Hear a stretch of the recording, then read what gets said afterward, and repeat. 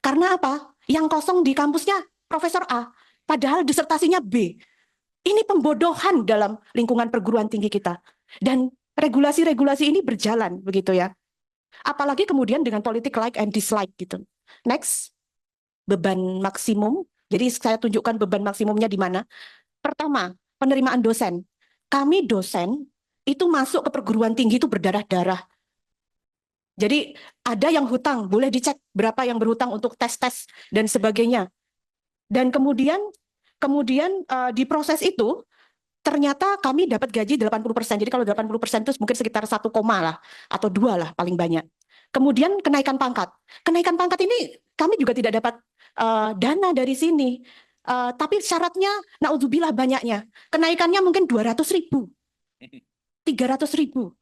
Kemudian penyusunan BKD itu harus. Jadi kalau misalnya kita mau dapat tambahan 1 kali gaji, itu kita harus menyelesaikan serdos. Serdos itu tesnya kita harus upaya juga keluar duit lagi.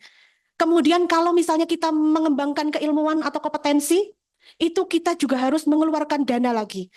Kadang-kadang kampus tidak membiayai.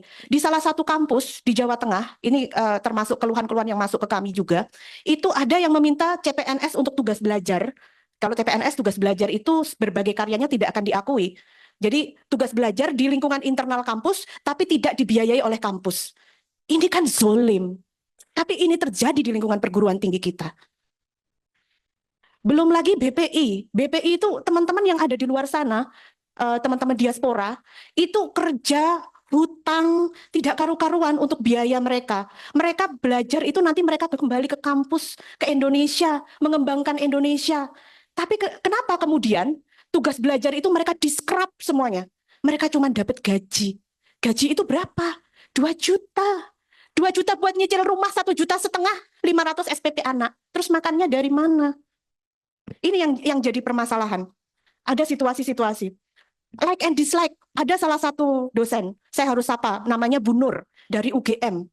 Itu karena like and dislike yang muncul dari kampus, kemudian dia tidak bisa mendapatkan gelar. Hilang suaranya. Ini mohon maaf, halo, oh ya. Iya, mohon izin ya. Baik, kemudian di sini mungkin akan lebih sederhana yang selanjutnya. Tapi kami berharap Bapak Ibu Dewan membawa aspirasi kami. Silakan slide selanjutnya. Jadi kewajiban kami itu seperti ini. Kalau kewajiban seperti ini, logikanya ini semua sama dengan rupiah. Tapi dengan berbagai regulasi, kita dibuat tidak berupiah-rupiah.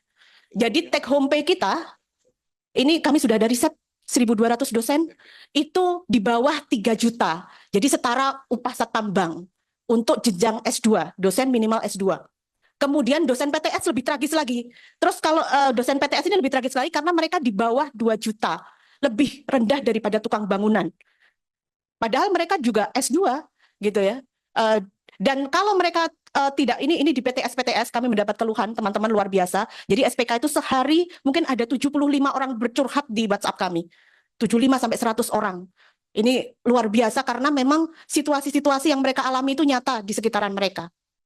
Jadi kalau mereka menolak apa yang disampaikan atau apa yang kemudian, ini pilihannya adalah mereka dikeluarkan dari kampus. Kalaupun mereka tugas belajar, mereka mau cari kesejahteraan lebih di kampus swasta lain, mereka NIDN-nya ditahan. Ada kasusnya Bu Melani dari Atmajaya, sampai sekarang dia tidak mendapatkan NIDN sampai 10 tahun. Tidak dilolos butuhkan, gitu ya. Karena kemudian penghasilannya, padahal penghasilannya di sana tidak mencukupi dan dia pindah ke universitas lain supaya mencukupi. Tapi tidak dilepas oleh universitas asalnya. Jadi situasinya sangat kompleks. Nah, jadi 61% dari 1.200 menyatakan firm, beban tidak sebanding dengan kompensasi.